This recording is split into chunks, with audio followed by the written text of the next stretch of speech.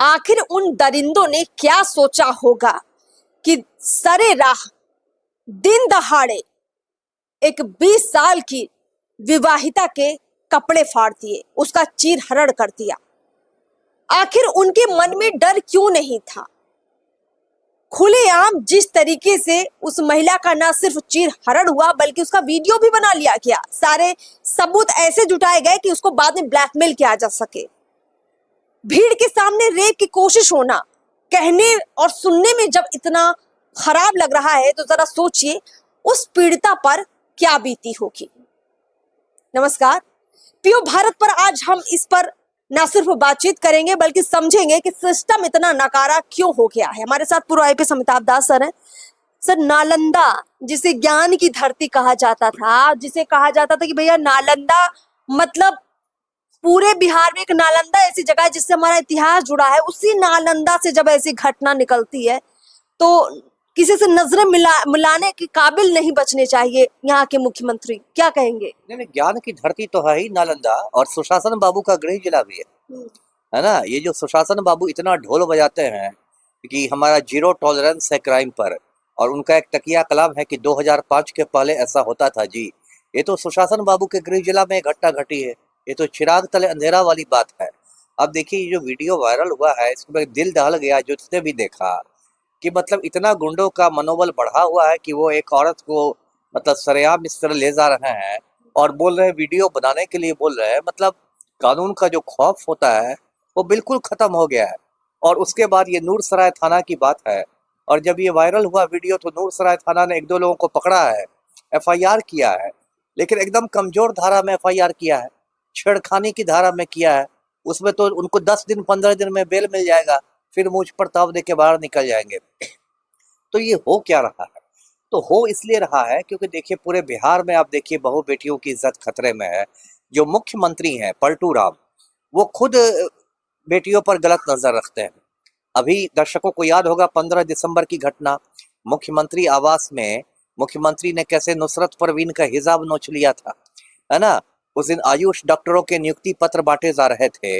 एक डॉक्टर थी नुसरत परवीन, वो गई थी मुख्यमंत्री से नियुक्ति पत्र लेने के लिए, उसके चेहरा हिजाब से ढका हुआ था, मुख्यमंत्री ने हिजाब नोच दिया। बताइए, देश विदेश में इसकी चर्चा हो गई, है ना। और ये तो अपराध है, इसके लिए 5 साल के कैद का प्रावधान है। जो हिंदुस्तान का कानून है भारतीय न्याय संहिता, उसमें धारा 74 है, सेक्शन 74, उसमें 5 साल के कैद का प्रावधान है यदि आप किसी महिला की लज्जा भंग करने की कोशिश करते हैं। और कई शहरों में पलटू राम पर एफआईआर भी हुआ, लेकिन कुछ नहीं हुआ। उसके बाद आप नीट छात्रा को देखिए, नीट छात्रा भी महिला का मामला था, इतना हंगामा हुआ, राष्ट्रीय सुर्खियां बना, कुछ हुआ? एसआईटी ने लिपापोती कर दी, सीबीआई ने लिपापोती कर दी।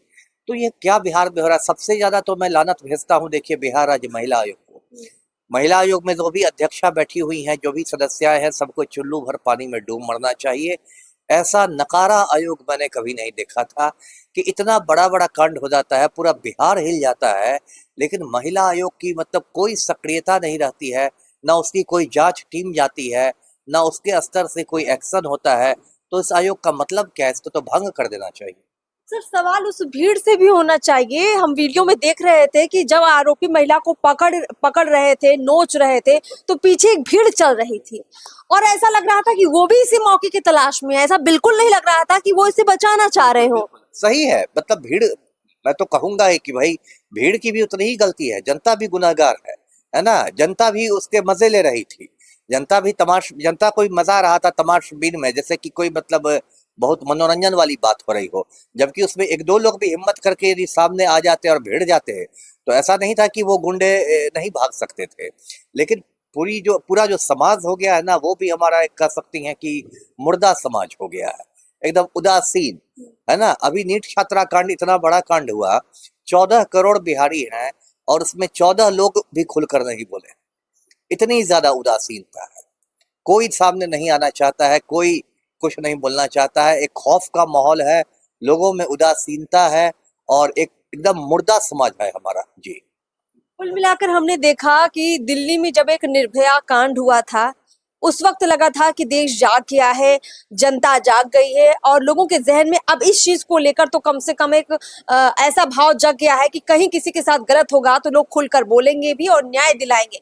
लेकिन जिस तरह की घटनाएं सामने आ रही है, लगता तो नहीं है कि लोग वाकई में जागे हैं। बहुत बहुत शुक्रिया सर हमसे बातचीत करने के लिए।